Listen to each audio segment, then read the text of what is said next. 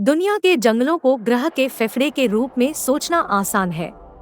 पेड़ ऑक्सीजन छोड़ते हैं, वही ऑक्सीजन जो हम सांस लेते हैं।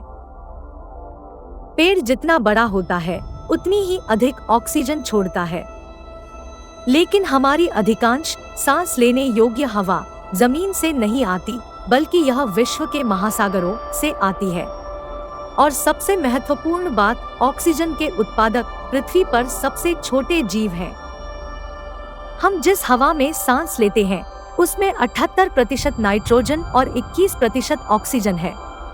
बाकी कार्बन डाइऑक्साइड सहित कुछ आम गैस है। लेकिन यह हमेशा ऐसा नहीं था। 600 मिलियन वर्ष पहले तक पृथ्वी के वायुमंडल में 5% से भी कम ऑक्सीजन थी। यह मुख्य रूप से नाइट्रोजन और कार्बन डाइऑक्साइड का मिश्रण था। दरअसल 470 मिलियन वर्ष पहले तक भूमि पर पौधे मौजूद नहीं थे। असल में ऑक्सीजन की वृद्धि के लिए पेड़ जिम्मेदार नहीं थे। तो आखिर कहां से आया इतना बड़ा सागर? आइए जानते हैं कैसे हुआ पृथ्वी पर ऑक्सीजन का जन्म। दरअसल छोटे पौधे, शैवाल और साइनोबैक्टीरिया, ये सभी ऑक्सीजन बनाते हैं। ये फोटोसिंथेसिस के माध्यम से ऐसा करते हैं। अधिकांश जीवित कोशिकाएं इसका उपयोग कोशिकीय श्वसन नामक प्रक्रिया में ऊर्जा बनाने के लिए करते हैं।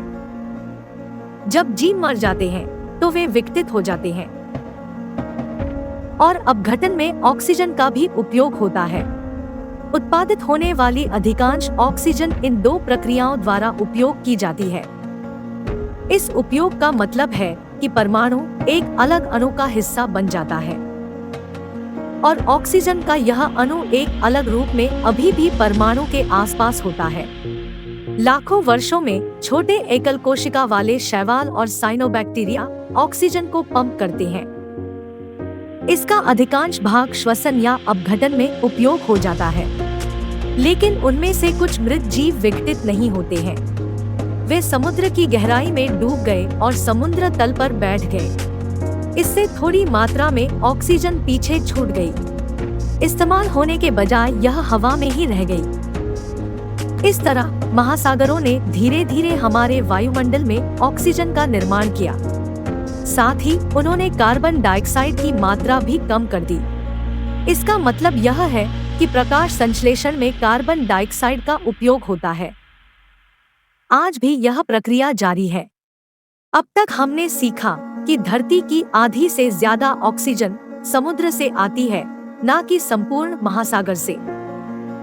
सिर्फ 200 मीटर यानी 656 फीट या उससे अधिक। यह लगभग उतनी ही दूर है जितनी दूरी तक सूरज की रोशनी पानी से होकर फोटोसिंथेसिस की शक्ति प्राप्त कर सकती है। इस प्रकाशीय क्षेत्र में हमें सभी प्रकार के प्रकाश संश्लेषक जीव मिलते हैं। कुछ शैवाल जैसे केल ऊंचे पौधे जैसी लटों में उगते हैं। अधिकांश शैवाल एकल कोशिकाओं के रूप में मौजूद होते हैं, जिसे हम फाइटोप्लैंक्टन कहते हैं। फाइटो का अर्थ है पौधे जैसा। प्लैंक्टन में छोटे जीव हैं जो पानी में तैरते हैं। कुछ शैवाल डाइटम यानी एकल कोशिका वाले शैवाल हैं जो कांच जैसे घर बनाते हैं। वैज्ञानिकों का अनुमान है कि हम जो भी 5 सांस लेते हैं उनमें से एक ऑक्सीजन डाइटम से आती है। प्रोक्लोरोकोकस बैक्टीरिया एक छोटा सा जीव है। यह भी बड़ी भूमिका निभाता है। प्रोक्लोरोकोकस बैक्टीरिया इतने छोटे होते हैं कि लगभग 20,000 प्रोक्लोरोकोकस बैक्टीरिया समुद्री जल की एक बूंद में समा जाते हैं। वे विश्व के महासागरों के विस्तृत क्षेत्र में रहते हैं।